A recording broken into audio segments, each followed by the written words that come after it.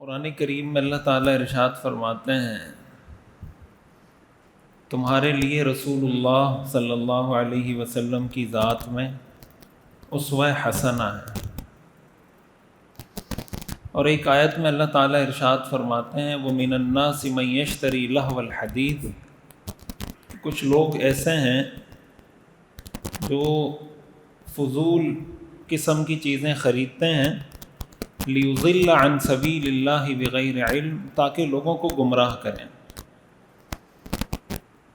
وَيَتَّخِذَهَا هُزُوًا، اور دین کا مذاق اڑاتے ہیں، دین کو مذاق بناتے ہیں۔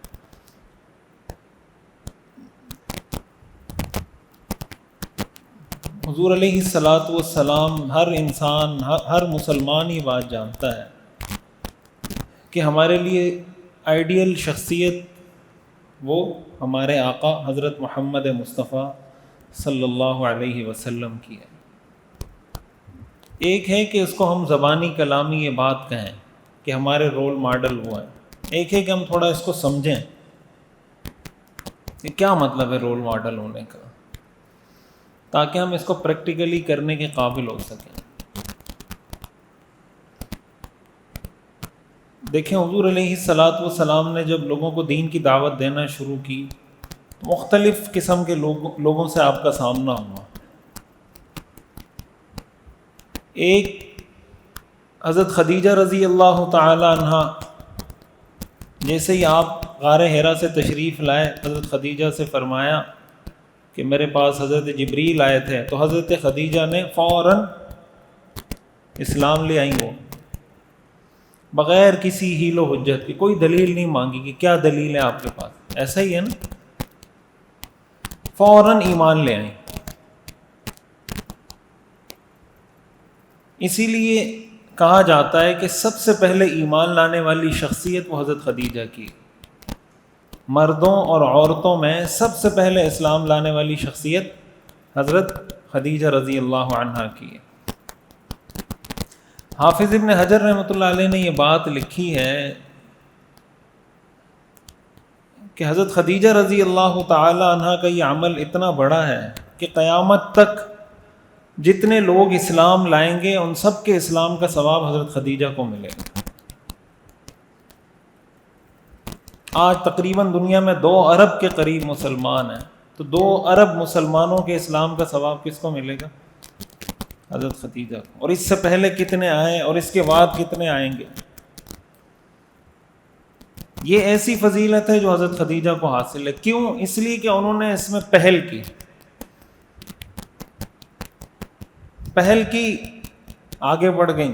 قرآن کریم میں آتا ہے نا وَفِي ذَلِكَ فَلْيَتَنَافَسِ الْمُتَنَافِسُونَ، کہ مقابلہ کرنے والوں کو اس طرح کی چیزوں میں مقابلہ کرنا چاہیے۔ اور حدیث میں آتا ہے من سن سنتن حسنتن فلہ اجرھا واجر من عمل بها، کہ جس نے کوئی اچھی سنت معاشرے میں جاری کی تو اس کو اس کا ثواب بھی ملے گا، اور قیامت تک جو اس سنت پر عمل کرے گا اس کا ثواب بھی ملے گا۔ اسی طرح حضرت ابو بکر صدیق رضی اللہ تعالی عنہ، مردوں میں سب سے پہلے اسلام لانے والے حضرت ابو بکر صدیق ہیں، بچوں میں سب سے پہلے اسلام لانے والے حضرت علی رضی اللہ تعالی عنہ۔ حضرت ابو بکر صدیق کا معاملہ بھی یہی ہے۔ حدیث میں آتا ہے نا حضور علیہ الصلاۃ والسلام نے ارشاد فرمایا کہ میں نے جس کے سامنے بھی اسلام پیش کیا اس نے تھوڑی دیر کے لیے وقت مانگا، تھوڑی دیر سوچا، سوائے ابو بکر کے، کہ انہوں نے جیسے ہی میں نے دعوت دی بغیر سوچے سمجھے فوراً میری دعوت کو قبول کر لی۔ تو جیسے یہ فضیلت حضرت خدیجہ کو حاصل ہے، سیم یہی فضیلت حضرت ابو بکر صدیق رضی اللہ تعالیٰ عنہ کو حاصل ہے۔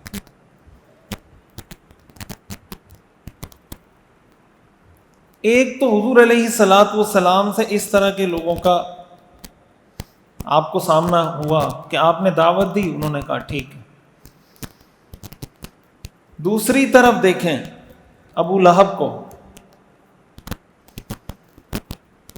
آپ نے مشہور واقعہ ہے، میں واقعہ نہیں سنانا چاہتا، کہ آپ جب صفا پہاڑی پہ چڑھے، آپ نے دعوت دی، تو ابو لہب نے بغیر سوچے سمجھے انکار کر دیا.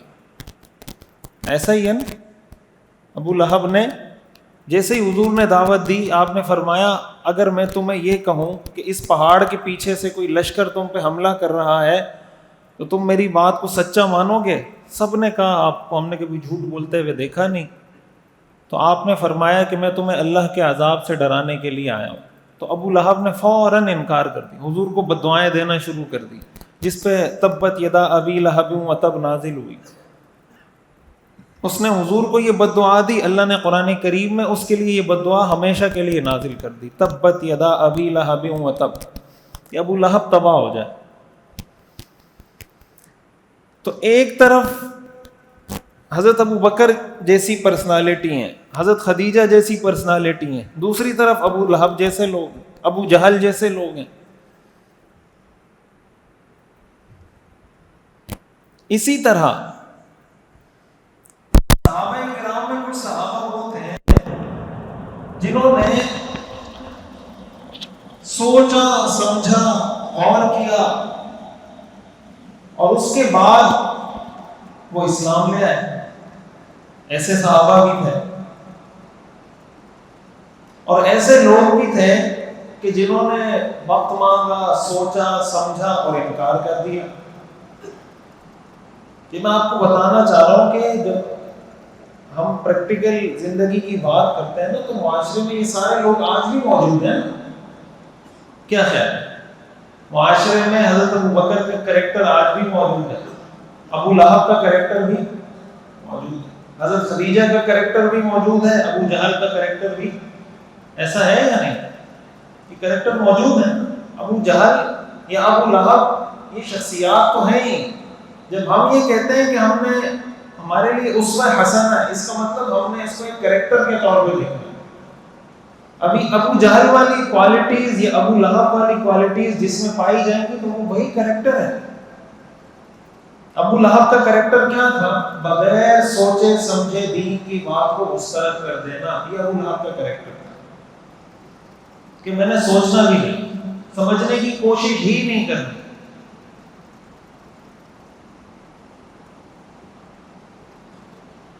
تو یہ مختلف لوگ تھے جن سے حضور علیہ السلام کا سامنا ہوا. اب دیکھیں قرآن کریم میں اللہ تعالیٰ نے جن صحابہ کو السابقون الاولون قرار دیا، وہ صحابہ جن پر اللہ نے اسلام کی بنیاد رکھی ہے، یہ وہ صحابہ جو بالکل ابتدا میں اسلام لے آئے تھے، جن میں حضرت خدیجہ، حضرت ابوبکر، حضرت علی، حضرت سعد بن ابی وقاص، حضرت زبیر بن العوام، حضرت عبد الرحمن بن عوف، یہ سارے صحابہ اس میں شامل تھے. آپ اندازہ لگائیں کہ ان شخصیات کی اسلام میں کتنی اہمیت ہوگی. یعنی یہ جو صحابہ ہیں نا، ان پر اسلام کی بنیاد ہے. حضور علیہ السلام اکیلے تھے، پھر 1 سے 2 ہوئے، پھر 2 سے 3 ہوئے، پھر 3 سے 4 ہوئے، آج 2 ارب ہیں. تو جن لوگوں پر اللہ نے اسلام کو بیس کیا ہے، اس سے اندازہ لگایا جا سکتا ہے نا کہ آپ اگر کوئی عمارت بناتے ہیں تو اس کی بنیادیں مضبوط بناتے ہیں یا کمزور بناتے ہیں.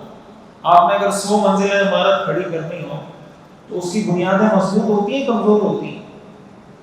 تو اسلام کی عمارت اللہ نے جن لوگوں پہ کھڑی کی ہے وہ بنیادیں مضبوط ہوں گی یا کمزور ہوں گی؟ اسی لیے قرآن کریم میں اللہ تعالیٰ نے ان صحابہ کے بارے میں فرمایا والسابقون الاولون من المہاجرین والانصار والذین اتبعوهم بإحسان رضی اللہ عنہم ورضوا عنہ. کہ یہ وہ لوگ ہیں کہ اللہ ان سے راضی، یہ اللہ سے راضی.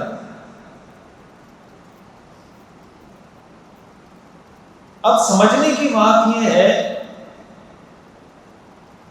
کہ ہمارا کریکٹر کیا ہے، دین کے معاملے میں ہم کہاں کھڑے ہیں. کیا ہم ان صحابہ کی طرح ہیں جنہوں نے جیسے ہی دین کی بات آئی قبول کر لی، یا ہم ان صحابہ کی طرح ہیں جن کے سامنے دین کی بات آئی انہوں نے کچھ وقت مانگا، سوچا سمجھا، پھر دین کی بات قبول کر لی، یا ہم ان لوگوں کی طرح ہیں کہ بلا سوچے سمجھے دین کی بات کو ریجیکٹ کر دیتے ہیں، ہیں یا یہ کہ سوچ سمجھ کے دین کی بات کو ریجیکٹ کر دیتے ہیں. یہ بات اچھے طریقے سے سمجھنی چاہیے. آج کا جو دور ہے نا سوشل میڈیا کا دور, اس کی وجہ سے کنفیوژن بہت بڑھ گئی ہے. عام نوجوان کنفیوز ہے کہ میں کیا کروں, کہاں جاؤں. ایک مولوی صاحب کچھ کہہ رہا ہے, دوسرا کچھ کہہ رہا ہے, تیسرا کچھ کہہ رہا ہے, چوتھا کچھ کہہ رہا ہے. یہ کہہ رہا ہے حلال ہے, وہ کہہ رہا ہے حرام ہے, یہ کہہ رہا ہے جائز ہے, وہ کہہ رہا ہے ناجائز ہے.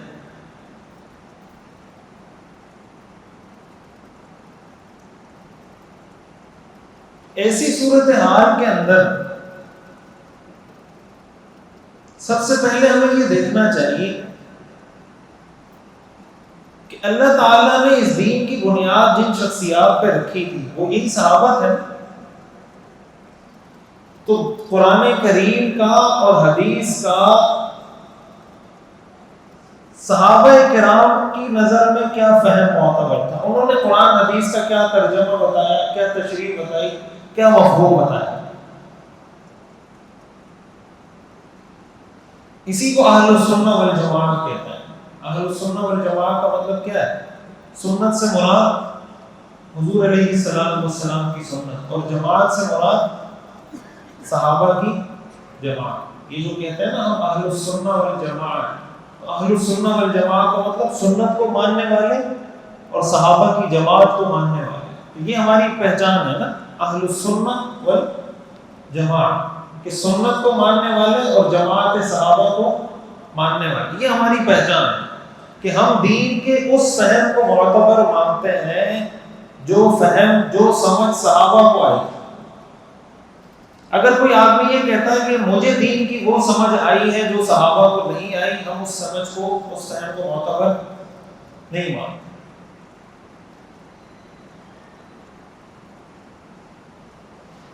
اب دیکھیں ایسے لوگ بھی موجود تھے کہ جنہوں نے معجزات کا مطالبہ کیا کہ آپ یہ معجزہ, قرآن کریم میں اس کا ذکر ہے نا, او یقول لک بیت من زخرف, سونے چاندی کا گھر بنا کے دکھائیں پھر ہم ایمان لائیں گے.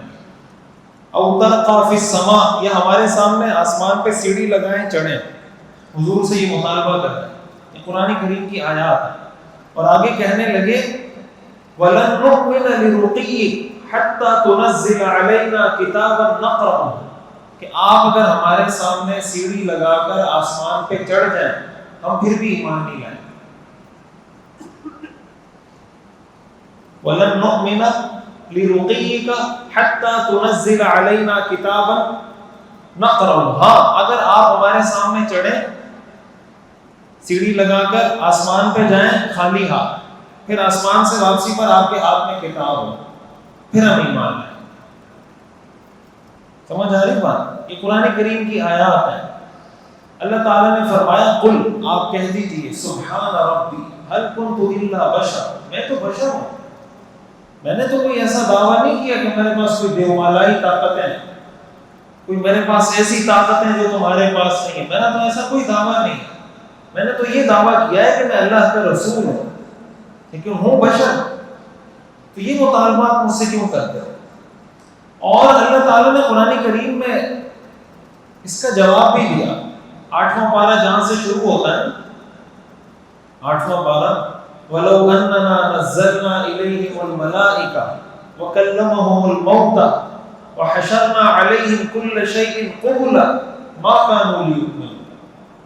اللہ تعالیٰ فرماتے ہیں اگر ہم ان پہ فرشتے بھی نازل کر دیں, مردے اٹھ کر قبروں سے ان کو بتائیں کہ یہ سچا پیغمبر ہے, وَكَلَّمَهُمُ الْمَوْتَى, مردے ان سے بات کریں, وَحَشَرْنَا عَلَيْهِمْ كُلَّ شَيْءٍ قُبُلًا, اور ساری دنیا جہان کی دلیلیں ان کے سامنے لا کے رکھ دیں, مَا كَانُوا لِيُؤْمِنُوا, یہ ایمان لانے والے نہیں ہیں. ایسے لوگ بھی تھے جن سے حضور کو سامنا ہوا, طرح طرح کے مطالبات. ایک بات اچھے طریقے سے سمجھنی چاہیے, ہمارے یہاں بہت بڑی غلط فہمی پائی جاتی ہے. لوگ کہتے ہیں کہ آپ دلیل سے بات کریں گے تو سامنے والا آپ کی بات مان لے.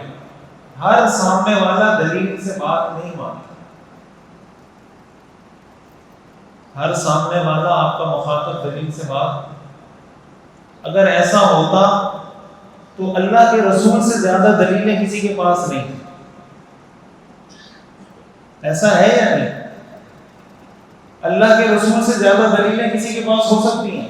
تو کیا اللہ کے رسول پہ ابو لہب ایمان لے آیا، ابو جہل ایمان لے آیا، عتبہ شیبہ نضر بن حارث کی ایمان لے آیا؟ نہیں لایا. تو اس کو ہم کیا کہیں گے؟ معاذ اللہ کی دلیل نہیں تھی. یہ گراؤنڈ ریالٹی، اس کو سمجھنے کی کوشش کریں. اللہ تعالیٰ نے دنیا میں جتنے پیغمبر بھیجے ہیں، آپ کو کوئی پیغمبر ایسا نہیں ملے گا جس پر ان کی ساری قوم ایمان لائی. موسیٰ علیہ السلام پر فرعون ایمان لے آیا تھا، ابراہیم علیہ السلام پر نمرود ایمان لے آیا تھا. تو ابراہیم علیہ السلام نے تو نمرود کو ایسا لاجواب کیا تھا دلیل کی دنیا میں کہ قرآن نے اس کا ذکر کیا. قرآن کریم تیسرے پارے میں آتا ہے نا، الم تر الی الذی حاج ابراہیم فی ربہ ان آتاہ اللہ الملک. ابراہیم علیہ السلام اور نمرود کا مناظرہ ہوا، ڈیبیٹ ہوئی. نمرود کہتا تھا میں خدا ہوں، حضرت ابراہیم علیہ السلام کہتے تھے کہ اللہ ہے. حضرت ابراہیم علیہ السلام نے دلیل دی.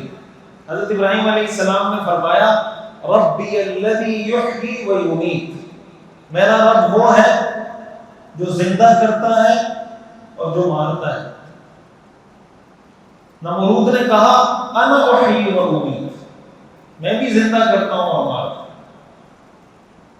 نمرود نے کیا جواب دیا؟ انا احیی. ایک بندے پہ پھانسی کا آرڈر چڑھا ہوا تھا، اس نے اس کو چھوڑ دیا، ریلیز کر دیا. ایک بے گناہ آدمی کو پکڑ کے پھانسی چڑھا دیا. ایک کو میں نے زندہ کر دیا، ایک کو مار دیا. زندہ اور مردہ تو میں بھی کرتا ہوں. یہ دلیل ہے نا، دلیل سے بات ہو رہی ہے. حضرت ابراہیم علیہ السلام نے ایک اور دلیل دی، ان اللہ یأتی بالشمس من المشرق فأت بها من المغرب. میرا رب وہ ہے جو سورج کو مشرق سے نکالتا ہے، تم ذرا سورج کو مغرب سے نکال کے دیکھو. ان اللہ یأتی بالشمس من المشرق فأت بها من المغرب. قرآن یہ کہتا ہے فبہت الذی کفر، کافر لاجواب ہو گیا. کافر کیا ہو گیا؟ نمرود کے پاس جواب تھا اس دلیل کا، اس دلیل کا جواب تھا. تو کیا نمرود مسلمان ہو گیا؟ اسی لیے اللہ فرماتا ہے واللہ لا یہدی القوم الظالمین، ایسے ظالموں کو اللہ ہدایت نہیں دیتا. تو یہ بات اچھے طریقے سے سمجھنی چاہیے. بعض لوگوں نے یہ فیصلہ کر رکھا ہوتا ہے کہ ہم نے حق بات کو قبول نہیں کرنا. تو جب آدمی یہ فیصلہ کر لے کہ میں نہ مانوں تو میں نہ مانوں تو دنیا میں کوئی علاج نہیں. پیغمبر بھی آ کے سمجھائے تو نہیں مانے. پیغمبر اگر دلیل کی دنیا میں اس کو لاجواب بھی کر دے پھر بھی نہیں مانتے.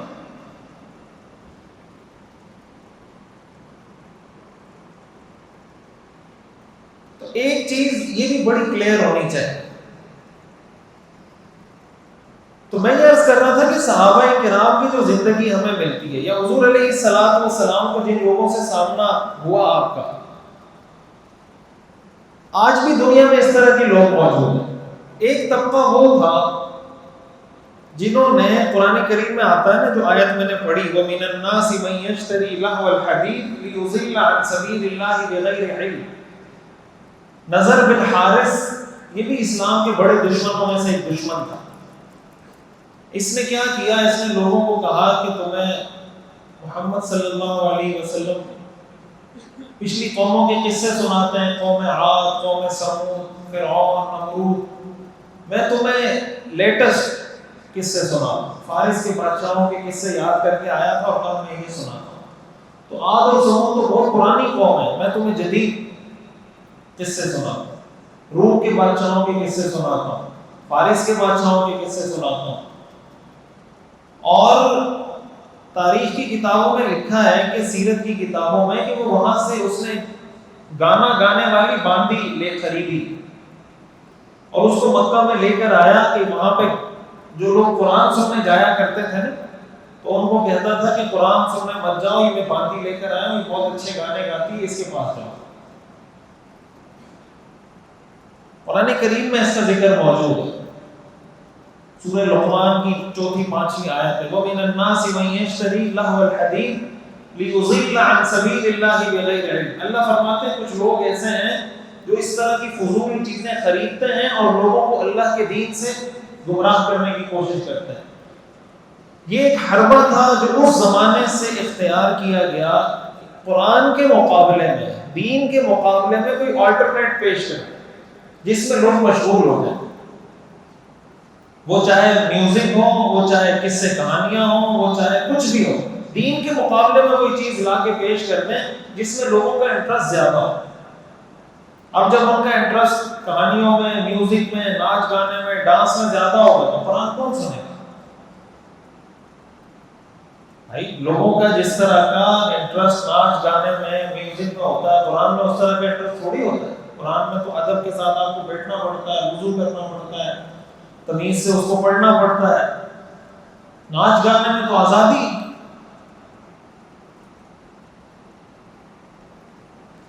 یہ اس زمانے سے ایک حربہ اسلام کے خلاف جو چلا آ رہا ہے وہ یہ ہے کہ جب کوئی دین کی دعوت پیش کرے، آپ دین کی دعوت کے مقابلے میں کوئی اور چیز پیش کریں، لوگوں کو اس سے مشغول کر دیں، اور جب اس سے مشغول ہو جائیں گے دین سے غافل ہو جائیں۔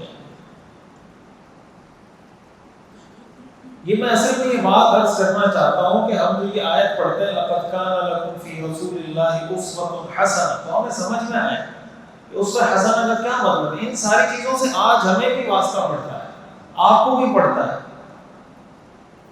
یہی بات جب آج کوئی مولوی کرتا ہے، دین کی بات سمجھانے کی کوشش کرتا ہے، تو لوگ کہتے ہیں مولویوں کی دکانیں بند ہو گئی۔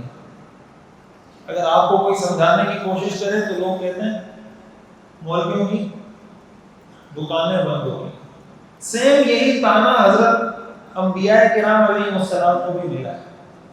حضرت موسیٰ علیہ السلام کے بارے میں آتا ہے نا، حضور علیہ السلام کے بارے میں بھی آتا ہے کہ جب انہوں نے دعوت دینا شروع کی، ابو جہل یہ کہا کرتا تھا کہ ہمارا اور ان کے ابو جہل قبیلہ مخزوم سے تعلق رکھتا تھا، بڑا مشہور قبیلہ تھا عرب کا۔ حضرت خالد بن ولید بھی اسی قبیلے سے تھے، بڑا مضبوط قبیلہ۔ ابو جہل کہا کرتا تھا کہ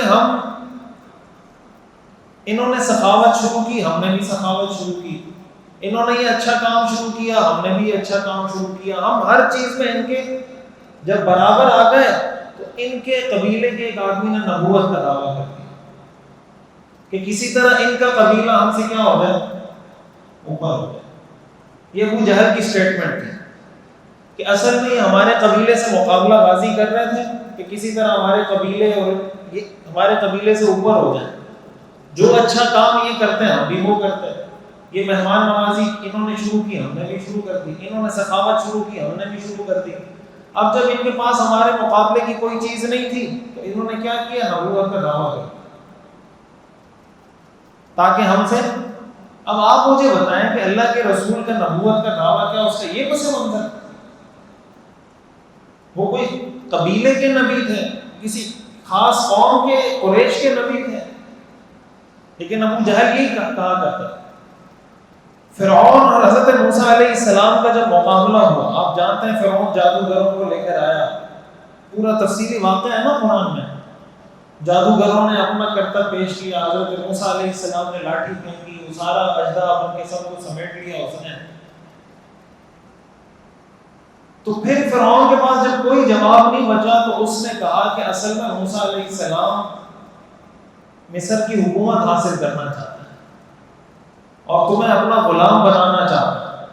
یرید ان یخرجکم من ارضکم بسحر، یہ اپنے جادو کے ذریعے تمہیں تمہاری زمین سے نکالنا چاہتا ہے۔ فماذا تأمرون، تو پھر تمہارا کیا خیال؟ یہ حضرت موسیٰ علیہ السلام کے بارے میں فرعون کہہ رہا ہے کہ یہ تمہارے خلاف سازش کر۔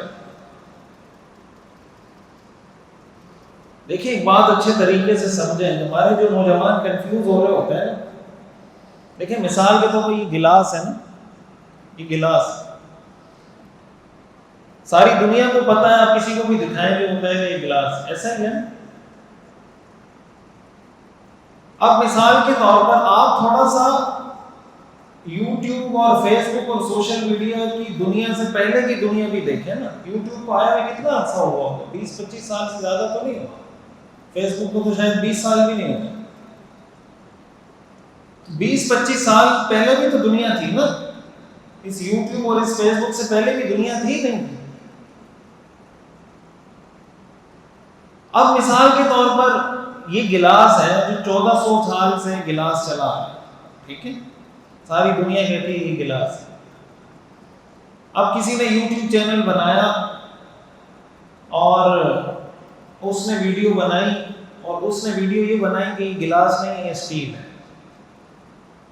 یہ کیا ہے؟ اسٹیل ہے. اور اس پر اس نے دلائل دینا شروع کر دیا. دوسرے آدمی نے یوٹیوب چینل بنایا, اس نے اس پہ دلائل دینا شروع کر دیے کہ یہ ایلومینیم ہے.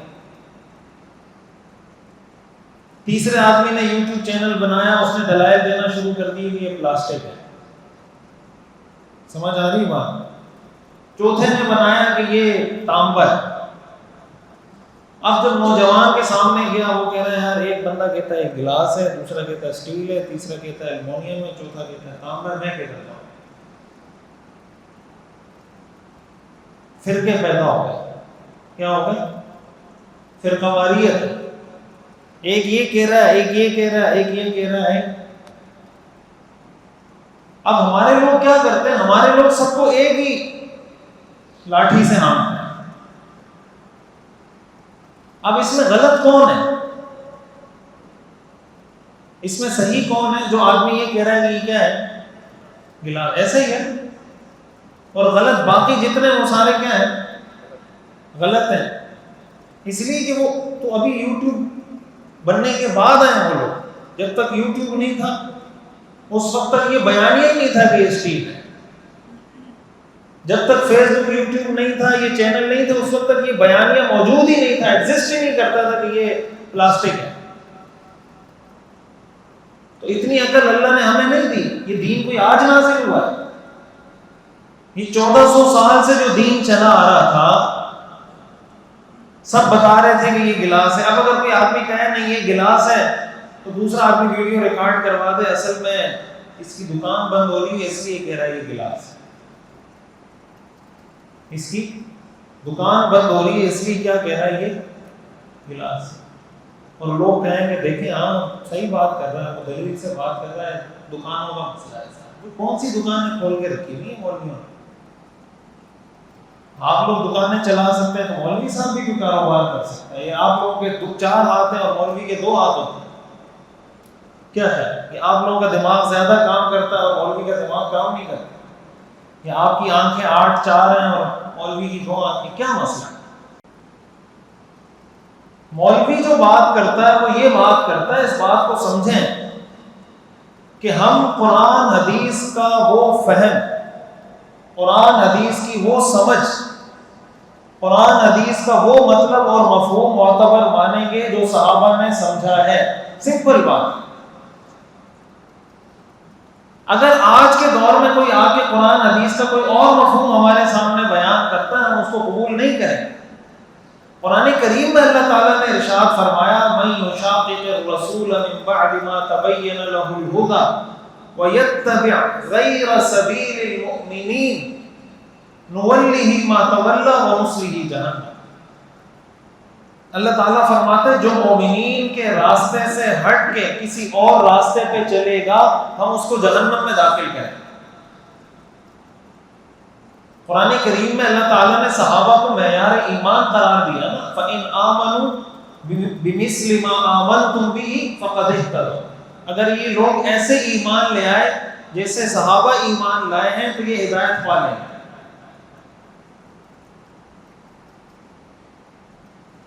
اچھا, ایک اور مسئلہ یہ ہوتا ہے کہ بعض اوقات جب کوئی کنفیوز ہوتا ہے, وہ سمجھنے کی کوشش کرتا ہے, تو لوگ کیسے سمجھتے ہیں؟ مثال کے طور پر آپ نے بیان سنا, آپ کا کوئی دوست ہوگا, وہ آپ کے ساتھ اس طرح کی کسی موضوع پر بحث شروع کر دے گا. اب آپ اس کو سمجھائیں گے نہیں بھائی یہ ایسا ہے یہ ویسا ہے, اور ہو سکتا ہے آپ اس کو دلیل کی دنیا میں صحیح جواب نہ دے سکیں, اس لیے کہ آپ کے پاس پورا پراپر نالج ایک نہیں ہے. آپ نے جتنا سنا تھا وہ بتا دیا, اس نے اس پر بھی اشکال کر دیا. اب وہ جو کنفیوز ہو رہا ہوتا ہے وہ آپ کے ساتھ بحث مباحثہ کر کے کنفیوز ہونا شروع ہو جاتا ہے کہ میں نے تو فلاں اپنے دوست سے بات کی تھی، اس کے پاس کوئی جواب نہیں. ایسا ہوتا ہے نہیں ہوتا؟ میں نے میری یونیورسٹی کا ساتھی ہے، کلاس فیلو ہے، ہمارے مالیہ میں رہتا ہے، اس سے میں نے بات کی، اس نے یہ کہا، میں نے یہ کہا، اس نے یہ کہا، میں نے یہ کہا، اس کے پاس جواب نہیں تھا. تو آپ کے کسی دوست کے پاس کسی بات کا جواب نہ ہونا اس بات کی دلیل نہیں ہوتی کہ اس کا جواب موجود ہی نہیں ہے. آپ کو جب کوئی بیماری ہوتی ہے تو آپ اپنے کلاس کے دوست سے پوچھتے ہیں کہ اس کا میں علاج کیسے کرواؤں، یا آپ کو وہ بتا دیں، آپ اس کے ساتھ تھوڑی دلیل کی دنیا میں بات کریں، اس کو لاجواب کر دیں، آپ کہیں اس مرض کا کوئی علاج ہی نہیں ہے دنیا میں. یا آپ جاتے ہیں اسپیشلسٹ کے پاس، جاتے نہیں جاتے؟ تو بھائی آپ کو کنفیوژن ہے تو آپ جائیں نا، آپ آئیں جامعۃ الرشید، آئیں آپ کسی مفتی صاحب سے وقت لیں، بیٹھیں اس کے ساتھ، جائیں دارالعلوم کراچی، جائیں کسی مفتی صاحب سے وقت لیں، بیٹھیں، ان کی دلیل دیں، اس کو جواب دیں، سمجھیں بات، سمجھیں.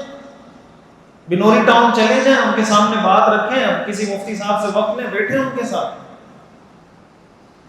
کتنے لوگ ہیں ہمارے یہاں جو یہ کام کرتے ہوں گے؟ آپ مجھے بتائیں.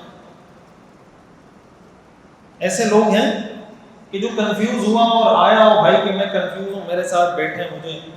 ہمیں تو شاید ہی کوئی ایسا بندہ ملا ہو کہ اس نے ہمیں اس لیے ہم سے وقت لیا ہو کہ میں کنفیوز ہوں، الا ماشاء اللہ. تو ایسی صورت میں اگر کوئی آدمی کنفیوز ہو رہا ہے تو یہ تو اس کی غلطی ہے نا. اور ایک بات یہ بھی اچھے طریقے سے سمجھنی، یہ سارے سوشل میڈیا کے مسائل ہیں. کسی بات پہ اگر آپ کو کوئی دلیل دے دیتا ہے نا، تو ضروری نہیں ہے کہ آپ کو کسی موضوع پر اگر کوئی دلیل دی گئی ہے تو وہ دلیل اس کا موقف بھی ٹھیک ہو. قادیانی، غلام احمد قادیانی کی نبوت کو قرآن سے ثابت کرتے ہیں.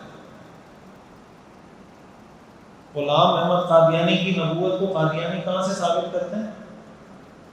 قرآن سے ثابت کرتے ہیں. تو اگر وہ آپ کے سامنے قرآن کی آیت پڑھے گا تو اس کا کیا مطلب ہوگا کہ اس کا موقف ٹھیک ہے؟ بھئی قرآن کی آیت تو پڑھ رہا ہے، کیا قرآن کی آیت کا مفہوم یہی ہے؟ قرآن کی آیت کا مفہوم، اس کا ترجمہ، اس کا مطلب، اس کی تشریح یہی ہے جو یہ کر رہا ہے، یا قرآن کی آیت کا کچھ اور مطلب ہے؟ اب ہمارے ہاں ایک بڑی وجہ کہتے ہیں صحیح بخاری کے اندر یہ لکھا ہے، صحیح بخاری میں یہ لکھا ہے، صحیح مسلم میں یہ لکھا ہے. بھائی صحیح بخاری میں لکھا ہوا تو ہے، کیا صحیح بخاری میں جو لکھا ہوا اس کا یہی مفہوم ہے جو آپ نے سمجھا ہے؟ اس کا مفہوم کچھ اور ہے. مثال کے طور پر قرآن کریم میں آتا ہے، یا ایھا الذین آمنوا لا تقربوا الصلاۃ، اے ایمان والو نماز کے قریب بھی مت جاؤ. یہ قرآن کریم ہے. یا ایھا الذین آمنوا لا تقربوا الصلاۃ، اے ایمان والو نماز کے قریب بھی مت جاؤ. اب اگر کوئی آپ کے سامنے قرآن کی آیت پیش کر کے کہے کہ نماز پڑھنا حرام ہے، کیوں؟ اس لیے کہ قرآن میں اللہ نے کہا ہے کہ نماز کے قریب بھی مت جاؤ، اور آپ کہیں گے دیکھیں قرآن سے دلیل پیش کر رہا ہے. سمجھ آ رہی بات؟ تو اسی آیت میں آگے اللہ نے فرمایا وَأَنْتُمْ سُکارى، کہ نشے کی حالت میں نماز کے قریب مت جاؤ، اس حال میں کہ تم نشے کی حالت میں ہو، یعنی نشہ کر کے نماز مت پڑھو. اب اگر کوئی یہ جملہ ہٹا دے وَأَنْتُمْ سُکارى، اور پہلی آیت کا ایک حصہ آپ کے سامنے پڑھے کہ نماز کے قریب بھی مت جاؤ، اور آپ اس سے دلیل پکڑ کے کہیں کہ قرآن میں یہ لکھا ہوا ہے، مولوی کہتا ہے نماز فرض ہے.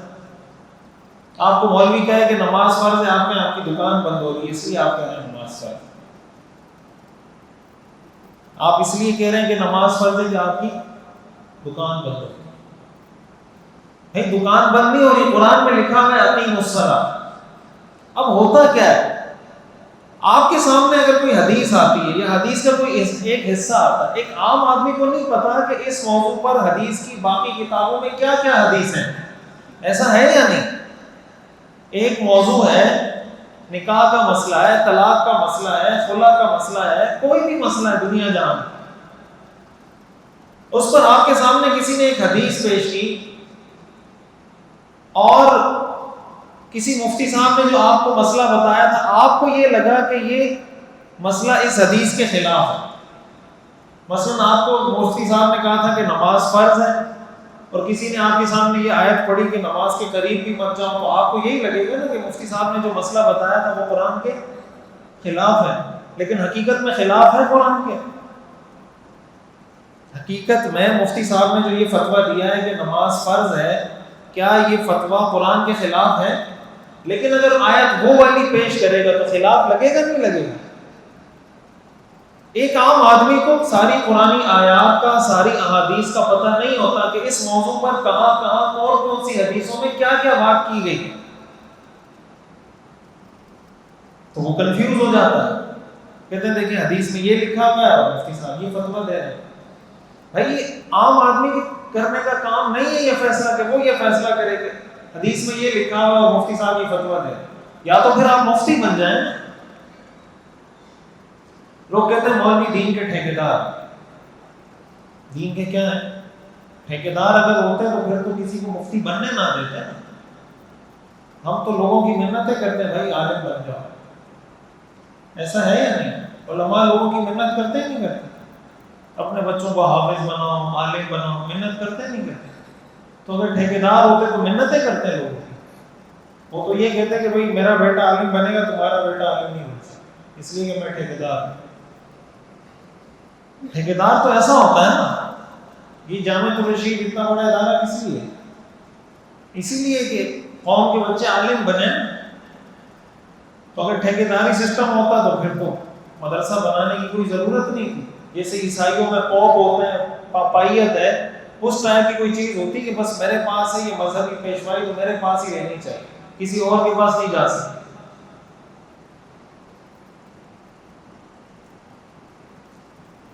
تو یہ بڑی دیکھنے سننے میں بڑی اچھی اچھی باتیں لگتی ہیں کہ دیکھیں وہ دلیل سے بات کر رہا ہے، اس کے پاس دلیل نہیں ہے.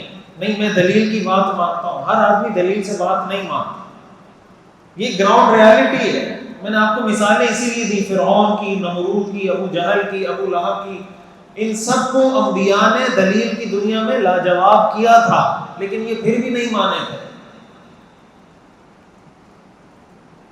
اس میں ہمارے لیے میسج کیا ہے؟ میسج یہ ہے، آپ اگر فرق دیکھیں حضرت ابو بکر میں اور ایک کریکٹر ابو لہب کا، ان کے کریکٹر میں فرق دیکھیں، وہ یہ ہے کہ حضرت ابو بکر صدیق رضی اللہ تعالی عنہ کی سوچ وہ مثبت تھی، پازیٹیو سوچ تھی، اور ابو لہب کی سوچ نیگیٹو تھی، منفی، نیگیٹیوٹی. حضرت خدیجہ کی سوچ مثبت تھی، اور ابو لہب کی جو بیوی تھی اس کی سوچ نیگیٹو تھی. تو کسی بھی اچھے کام میں کیڑے نکالنا یہ کوئی مشکل کام نہیں، کوئی مشکل کام نہیں. بھائی اللہ کے رسول کے حوالے سے اس زمانے میں مشرکین مکہ بے ادبی کرتے تھے نا، اشعار پڑھتے تھے. تو جب اللہ کے رسول کے خلاف انہوں نے شعر و شاعری کی، اللہ کے رسول کی بے ادبی کی، اللہ کے رسول کی شخصیت پر انہوں نے انگلیاں اٹھائیں، دنیا میں کون سی شخصیت ہے کہ جو اس سے محفوظ رہ جائے؟ کتنے لوگ ہیں دنیا میں جو اللہ کو نہیں مانتے؟ ایسے لوگ ہیں دنیا میں نہیں، جن کو اللہ نے پیدا کیا وہ اس اللہ کو نہیں مانتے جس اللہ نے پیدا کیا. تو جب دنیا میں ایسے لوگ موجود ہیں جو اللہ کو نہیں مانتے، جب دنیا میں ایسے لوگ ہیں جو رسول کو نہیں مانتے، جب دنیا میں ایسے لوگ ہیں جو صحابہ کو نہیں مانتے، فرق اصل میں ہے پازیٹیوٹی اور نیگیٹیوٹی کا. یہ بات اچھے طریقے سے سمجھنی چاہیے. یہ قرآن کریم میں جو بار بار آتا ہے نا کہ اللہ کافروں کو ہدایت نہیں دیتا، اللہ ظالموں کو ہدایت نہیں دیتا، بار بار قرآن کریم میں آتا ہے واللہ لا یہدی القوم الکافرین، واللہ لا یہدی القوم الظالمین، بار بار آتا ہے قرآن. اس کا یہی مطلب ہے. یہ نمرود، فرعون، ابو جہل، ابو لہب جیسے کافروں کو اللہ ہدایت نہیں دیتا. کیوں؟ اس لیے کہ انہوں نے یہ فیصلہ کر رکھا ہے کہ ہم نے نہیں مانا. حضور علیہ الصلوۃ والسلام کی تعلیمات میں ہمیں جو سبق سیکھنے کو ملتا ہے وہ پازیٹیوٹی کا ملتا ہے کہ کسی بھی اچھے کام کو دیکھیں، اس کو اپریشیٹ کریں، اس میں کیڑے نہیں نکالیں۔ دیکھیں کوئی بھی انسان، انبیاء معصوم ہوتے ہیں، انبیاء کے علاوہ کوئی بھی انسان 100% ٹھیک نہیں ہوتا۔ ہمارا یہی عقیدہ ہے نا کہ معصوم صرف انبیاء ہیں۔ جب ہم کسی شخص کے بارے میں یہ کہتے ہیں نا کہ یہ آدمی بہت نیک ہے، بہت زیادہ نیک ہے، اس کا کیا مطلب ہوتا ہے؟ اس کا مطلب ہوتا ہے کہ 65-70% نیک ہے۔ جب ہم کہتے ہیں نا ولی اللہ ہے، پہنچی نہیں سرکار، اس کا یہ مطلب ہوتا ہے کہ یہ کتنا نیک ہے؟ 60-65-70، حد کر دیں تو 75، 100% نیک وہ ولی اللہ بھی نہیں ہوتا۔ سمجھ آ رہی بات؟ اور جب ہم کسی شخص کے بارے میں کہتے ہیں یہ بہت برا آدمی ہے، اس کا بھی یہی مطلب ہوتا ہے کہ یہ کتنا برا ہے؟ 60-65-70-75، باقی 25-30% وہ بھی اچھا ہوتا ہے۔ 100% برا کافر بھی نہیں ہوتا، 100% برا۔ اور یہ میں نہیں کہہ رہا، یہ قرآن کریم میں ہے۔ قرآن کریم میں آتا ہے من اہل الکتاب من ان تأمنہ بقنطار یؤدیہ الیک۔ اللہ فرماتا ہے اہل کتاب یعنی یہود و نصارہ میں کچھ لوگ ایسے ہیں کہ اگر آپ ان کے پاس پہاڑ کے برابر سونا امانت رکھوا دیں، یؤدیہ الیک، تو وہ آپ کو وقت آنے پر ادا کر دیں گے۔ ومنہم من ان تأمنہ بدینار، کچھ لوگ ایسے ہیں کہ اگر 1 دینار بھی ان کے پاس رکھوا دیں، لا یؤدیہ الیک، تو وہ آپ کو واپس نہیں کریں گے، الا ما دمت علیہ قائما، جب تک اس کے سر پہ کھڑے نہ ہو۔ تو اللہ تعالیٰ یہ فرما رہے ہیں کہ اہل کتاب میں بہت اچھے لوگ بھی ہیں۔ اہل کتاب تو مسلمان نہیں ہے نا، یہود و نصارہ کافر ہیں، تو اللہ تعالیٰ یہ فرما رہے ہیں کہ کافروں میں ایسے اچھے لوگ بھی ہیں جو امانت کا اتنا خیال رکھتے ہیں۔ اس کا یہی مطلب ہوا نا کہ کافر 100% برا نہیں ہوتا۔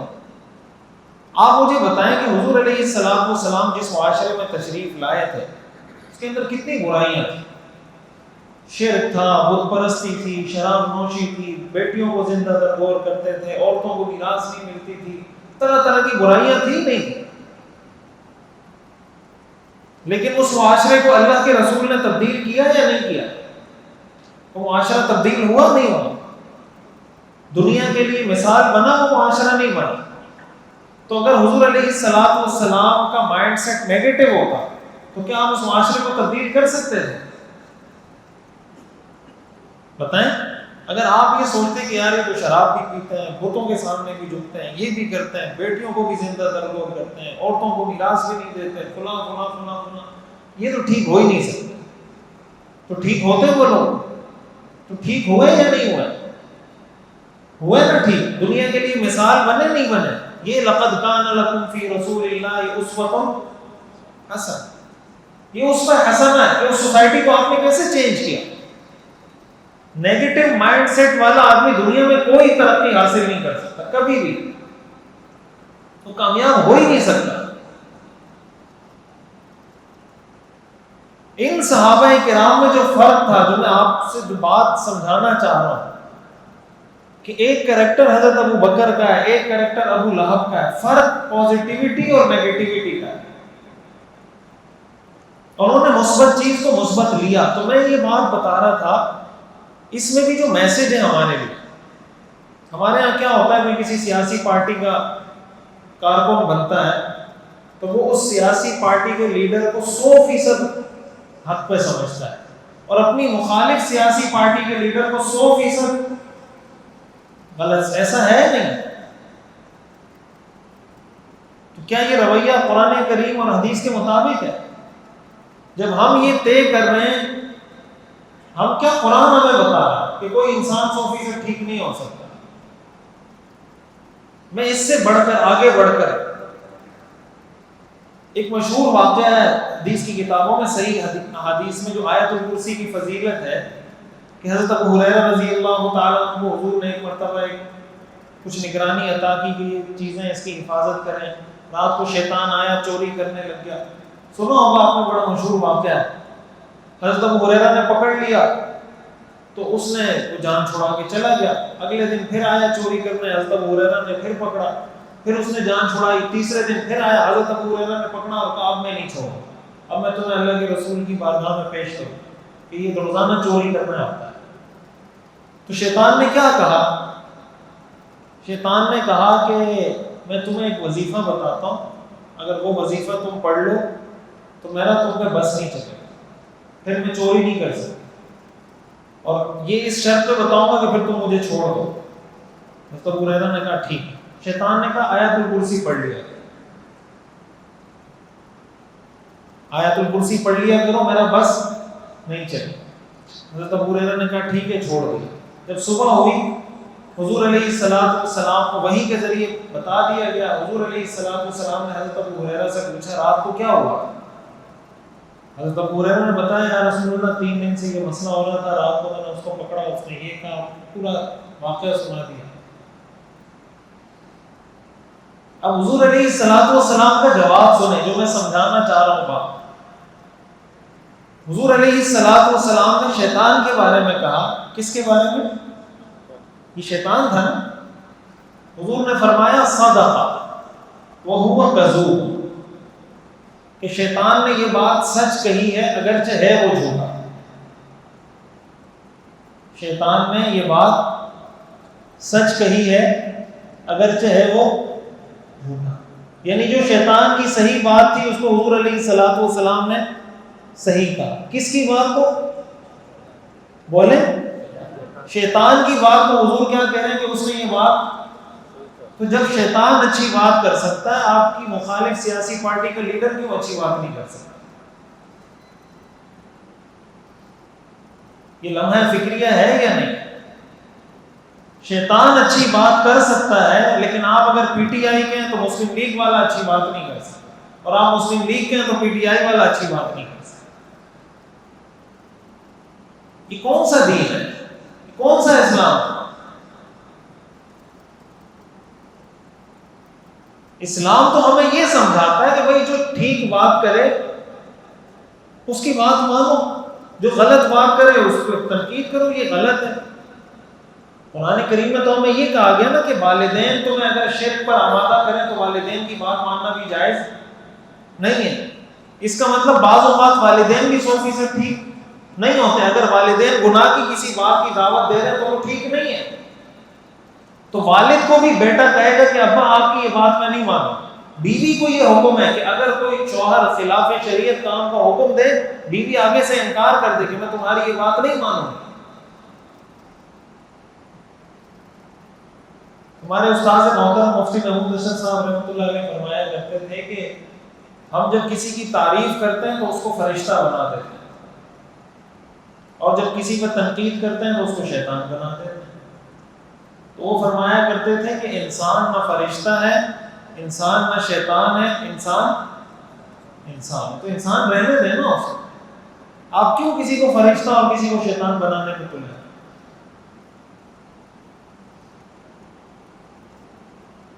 اب ہمارے یہاں کیا ہوتا ہے، ہمارے ملک کے جو حالات ہیں آپ اس کو دیکھیں.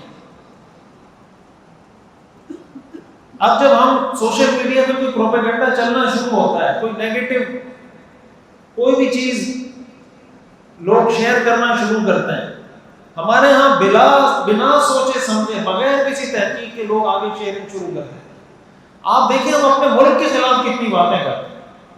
ہمارا اس وقت تک کھانا ہضم نہیں ہوتا جب تک ہم اپنے ملک کے خلاف کوئی 3-4 باتیں نہ کریں. بھائی آپ مجھے بتائیں کہ پاکستانی معاشرے کو کمپیئر کریں حضور علیہ السلام کے زمانے کے معاشرے سے. اس زمانے میں جو برائیاں تھیں پاکستانی معاشرے میں اس سے تو کم ہے نا برائیاں. حضور جس وقت تشریف لائے تھے اس معاشرے میں جتنی برائیاں تھیں ہمارے معاشرے میں اس سے کم برائیاں. تو اگر وہ معاشرہ ٹھیک ہو سکتا ہے تو یہ کیوں ٹھیک نہیں ہو سکتا؟ تو یہ ٹھیک باتوں سے ہوگا، فیس بک کی پوسٹوں سے ہوگا، نعرے لگانے سے ہوگا، نیگیٹو باتیں کرنے سے ہوگا، یا کچھ کام کرنے سے ہوگا. حدیث شریف میں آتا ہے یہ ہمارا بہت بڑا مسئلہ ہے اور ہم اس کو دینداری سمجھ رہے ہوتے ہیں اس نیگیٹیوٹی کو. حضور علیہ الصلوۃ والسلام کا مائنڈ سیٹ نیگیٹو بالکل نہیں.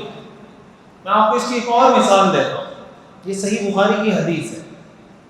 حضور علیہ الصلوۃ والسلام کا نام کیا ہے؟ محمد صلی اللہ علیہ وسلم. محمد کا ترجمہ کیا ہے؟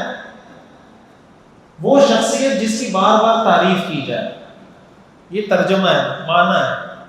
محمد کا مطلب ہے وہ شخصیت جس کی بار بار تعریف کی جائے. اس لیے کہا جاتا ہے کہ حضور کا اللہ نے نام ایسا رکھا ہے کہ اگر کوئی صرف حضور کا نام لے وہ بھی حضور کی تعریف کر رہا ہوتا ہے. اس لیے کہ جب آپ کسی شخص کے بارے میں یہ کہتے ہیں نا کہ یار اس کی لوگ بہت تعریفیں کرتے ہیں، یہ بھی تو تعریف ہے نا. جب آپ کسی شخص کے بارے میں یہ کہیں کہ اس کی لوگ بہت تعریفیں کرتے ہیں تو یہ خود کیا ہے؟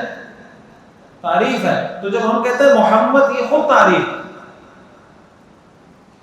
اب اللہ تعالیٰ نے اتنا پیارا نام رکھا. ابو لہب کی جو بیوی تھی اس نے حضور علیہ الصلوۃ والسلام کا نام بگاڑا اور حضور علیہ الصلوۃ والسلام کا نام بگاڑ کر اس نے حضور کو مزمم کہنا شروع کر دیا.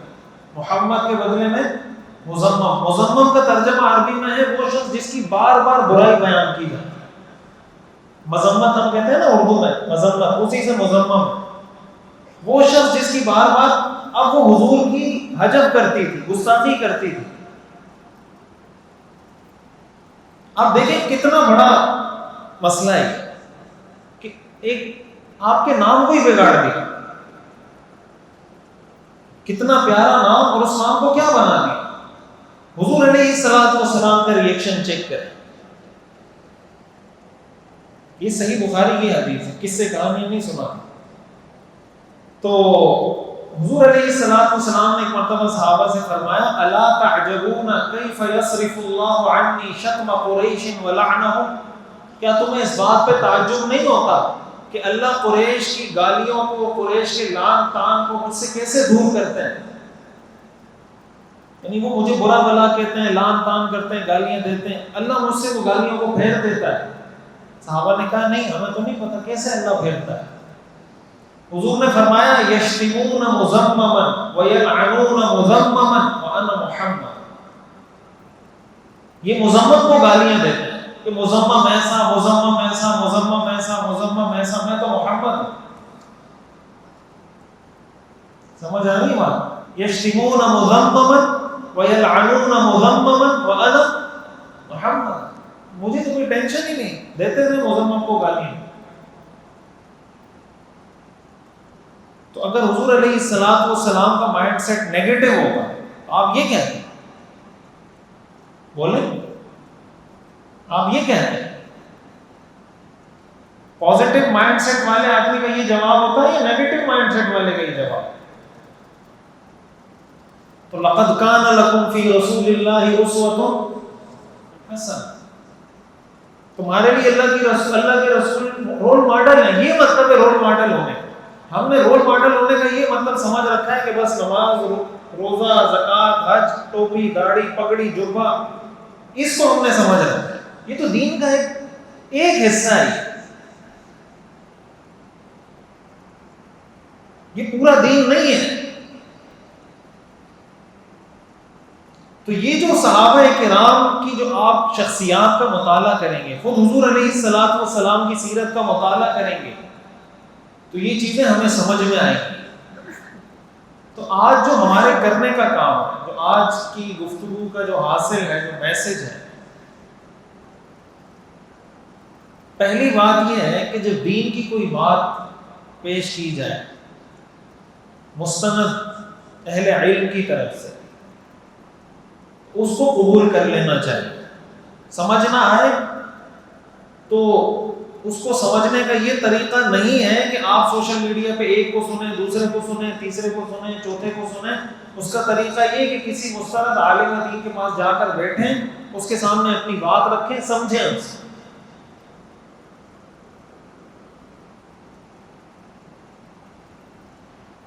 اور اللہ تعالیٰ اب دیکھیں نیگیٹو مائنڈ سیٹ کا اللہ تعالیٰ نے قرآن کریم میں ذکر کیا ہے کہ انبیاء کرام علیہ السلام نے جب اپنی قوم کو دعوت دی اور ان کو کہا کہ اگر تم بات نہیں مانو گے تو اللہ کا عذاب آ جائے گا، تو ان کی قوموں نے آگے سے کیا کہا؟ اللہم ان کان ھذا ھو الحق من عندک فامطر علینا حجارۃ من السماء، اے اللہ اگر یہ بات حق ہے تو ہم پہ آسمان سے پتھر برسا کے دکھا۔ کیا کہا انہوں نے؟ اللہم ان کان ھذا ھو الحق من عندک فامطر علینا حجارۃ من السماء، اے اللہ اگر یہ بات حق ہے تو ہم پر آسمان سے پتھر برسا۔ علماء نے لکھا ہے کہ ان کو کیا کہنا چاہیے تھا؟ ان کو یہ کہنا چاہیے تھا یا اللہ اگر یہ حق ہے تو ہمیں ہدایت عطا کر۔ کیا ہے دعا کیا کرنی چاہیے تھی؟ اے اللہ اگر یہ حق ہے تو ہمیں ان کے راستے پہ چلا، لیکن وہ کیا دعا کر رہے ہیں؟ اے اللہ اگر یہ حق ہے تو ہم پہ پتھر برسا۔ اس کا کیا مطلب؟ اس کا یہ مطلب ہے کہ وہ دلیل سے سمجھے گا۔ جو آدمی یہ دعویٰ کر رہا ہے، یہ دعا کر رہا ہے اللہم ان کان ھذا ھو الحق من عندک فامطر علینا حجارۃ، تو وہ یہ دعا کیوں نہیں کرتا کہ اللہم ان کان ھذا ھو الحق من عندک فاہدنا، اگر یہ حق ہے تو ہمیں اس راستے پہ چلا دے۔ تو نیگیٹو مائنڈ سیٹ جب انسان کا ہوتا ہے وہ پھر اس زاویے سے سوچتا ہے، اس پیراڈائم سے سوچتا ہے۔ تو پہلی بات یہ کہ جو مستند اہل علم کی طرف سے دین کی جو بات بتائی جائے، ایک عام آدمی کا یہ لیول ہی نہیں ہوتا کہ وہ دلیل کی جو پیچیدہ بحث ہے اس کے اندر پڑھ کے خود فیصلہ کرنے کی پوزیشن میں آئے، ایک عام آدمی کا لیول ہے ہی نہیں۔ تو دوسرے نمبر پر کہ اپنے مائنڈ سیٹ کو پازیٹیو بنائیں۔ معاشرے میں تبدیلی کا کام، بہتری کا کام، اصلاح کا کام وہ لوگ کرتے ہیں جو پازیٹیو مائنڈ سیٹ کے ساتھ کام کرتے ہیں۔ ہم جب سے پیدا ہوئے ہیں اب تک ہمیشہ سے برا بھلا تو کہتے ہی آ رہے ہیں نا، اپنے ملک کو بھی، حکومتوں کو بھی، اداروں کو بھی کہتے جا رہے ہیں ہمیشہ سے۔ حل کیا ہے؟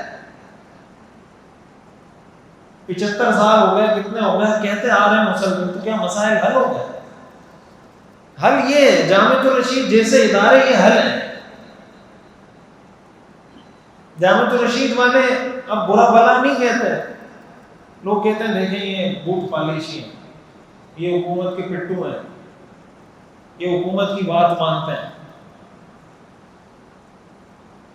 یہ میں نیگیٹیوٹی بتا رہا ہوں کہ نیگیٹو مائنڈ سیٹ کیا ہونا یہ چاہیے تھا کہ اگر کوئی اچھا کام آپ دیکھ رہے ہیں تو آپ کہیں یار میں نہیں کر سکتا، یہ کر رہے ہیں چلو اچھی بات ہے، کوئی پازیٹیو چینج تو لے کر آ رہے ہیں نا سوسائٹی میں۔ یہاں کے پاس آؤ، زندگی کے ہر شعبے میں جا رہے ہیں، وہ بیوروکریسی میں جا رہے ہیں، وہ اٹامک انرجی میں جا رہے ہیں، وہ فورسز میں جا رہے ہیں، وہ پولیس میں جا رہے ہیں، ہر شعبے میں جا رہے ہیں۔ تو چینج حضور علیہ الصلوۃ والسلام جب دنیا میں تشریف لائے، ایسا تو نہیں ہوا کہ آج آپ نے دعوت دی کل ساری دنیا چینج ہو گئی، ایسا ہوا؟ ایسا تو نہیں تھا۔ بدر میں جب 13 سال گزار چکے آپ، پھر 1 سال مدینہ منورہ میں، 14 سال، 15ویں سال میں 313 صحابہ،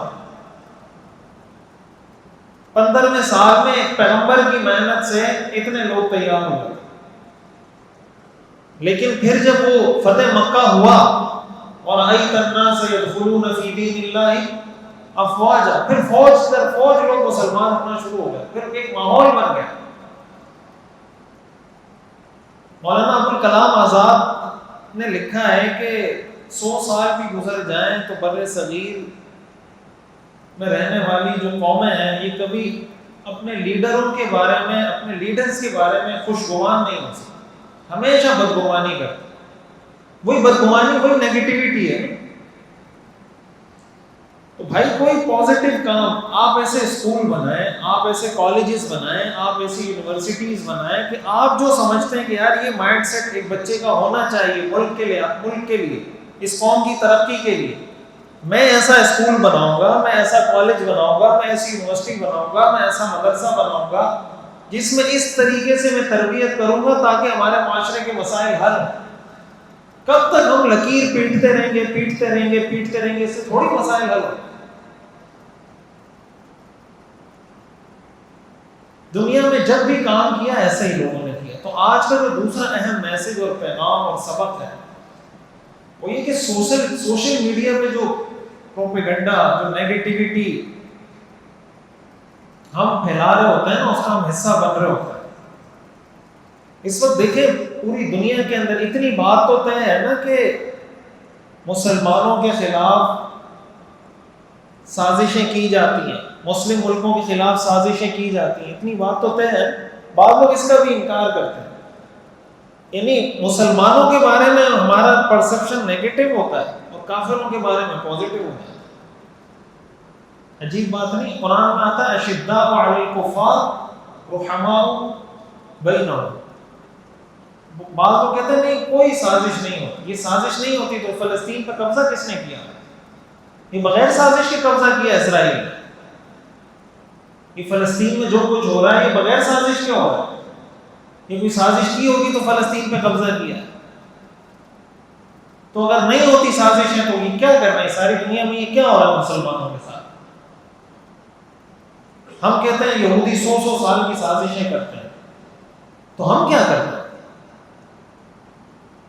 ہمارا کام سازشوں کا شکار ہونا ہے کہ وہ سازشیں کریں گے ہم شکار ہوتے رہیں گے۔ کتنے ایک آدمی گھر سے نکلا، کیلے کا چھلکا پڑا ہوا تھا تو پھسل گیا، اگلے دن پھر نکلا تو پھر بھی کیلے کا چھلکا پڑا ہوا تو اس نے کہا آج پھر پھسلنا پڑے گا، آج پھر پھسلنا پڑے گا۔ بھائی وہ سازشیں کر رہے ہیں، یار سازش کی آج پھر سازش کا شکار ہونا پڑے گا۔ امریکہ نے سازش کی اب اس کا شکار ہونا پڑے گا، اسرائیل نے سازش کی اب اس کا شکار کیوں شکار ہونا پڑے گا؟ اللہ نے آپ کو عقل نہیں دی چھلکا اٹھا کے سائڈ پہ پھینکے؟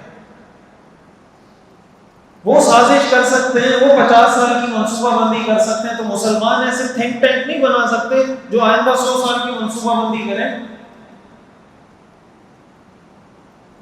پتہ نہیں کیا تصور ہے ہمارے دماغ میں دین کا۔ حضرت یوسف علیہ السلام کا جو واقعہ قرآن کریم میں اللہ تعالیٰ نے ذکر کیا ہے، حضرت یوسف علیہ السلام نے کیا کیا تھا؟ وہ فائنانس منسٹر بنے تھے نا مصر کے، اجعلنی علی خزائن الارض، وزیر خزانہ بنے تھے۔ انہوں نے کیا کیا؟ آئندہ انہوں نے پہلے سے اندازہ لگایا کہ قحط آنے والا ہے اور آئندہ 7 سالوں میں قحط ہوگا، گندم اناج یہ چیزیں نہیں ہوگی، پہلے سے سٹاک کر کے رکھو تاکہ جب ساری دنیا میں قحط ہو ہمارے لوگوں کو مشکل نہ ہو۔ انہوں نے آئندہ 7 سالوں کی منصوبہ بندی پہلے سے کی۔ اسی وجہ سے جب ساری دنیا میں شارٹیج تھی گندم کی، لوگ مصر آتے تھے حضرت یوسف علیہ السلام سے گندم لے کے جاتے۔ ایسا ہے یا نہیں؟ یہ تو واقعہ قرآن میں ہے نا، یہ کہ حضرت یوسف علیہ السلام نے ایسی پلاننگ کی کہ ساری دنیا میں قحط آیا، مصر میں نہیں آیا۔ وہ جو ان کے بھائی آئے تھے کس لیے آئے تھے؟ اسی لیے آئے تھے، جو بھائی ملنے کے لیے آئے تھے، ملنے تھوڑی آئے تھے۔ وہ قحط پڑا ہوا تھا تو وہ بھی ان سے گندم لینے کے لیے آئے کہ ہمیں کچھ لے لیتے ہیں مصر کے بادشاہ سے۔ تو حضرت یوسف علیہ السلام تو پیغمبر بھی ہیں نا، اتنے عظیم پیغمبر ہیں۔ اب ہمارے ہاں ان چیزوں کو دنیا داری سمجھا جاتا ہے۔ آپ کو اگر کوئی کہے نا کہ آپ تھنک ٹینک بنائیں تو لوگ اس چیز میں تو انٹرسٹڈ ہوتے ہیں کہ آپ مسجد بنائیں، مدرسہ بنائیں، یتیم خانہ بنائیں، لیکن اگر آپ کسی کو یہ کہیں کہ بھئی ہم تھنک ٹینک بنا رہے ہیں اس کے لیے ہمیں چندہ چاہیے، وہ کہیں گے تھنک ٹینک کیا ہوتا ہے؟ یہ آپ بھی کسی یہودی سازش کا شکار ہو چکے، آپ تھنک ٹینک کیوں بنا رہے ہیں؟ حضرت یوسف علیہ السلام نے کیا کیا؟ تھنک ٹینک کا یہی کام ہوتا ہے کہ آئندہ 50 سال، آئندہ 10 سال، آئندہ 20 سال کی کیا کریں؟ منصوبہ بندی کریں۔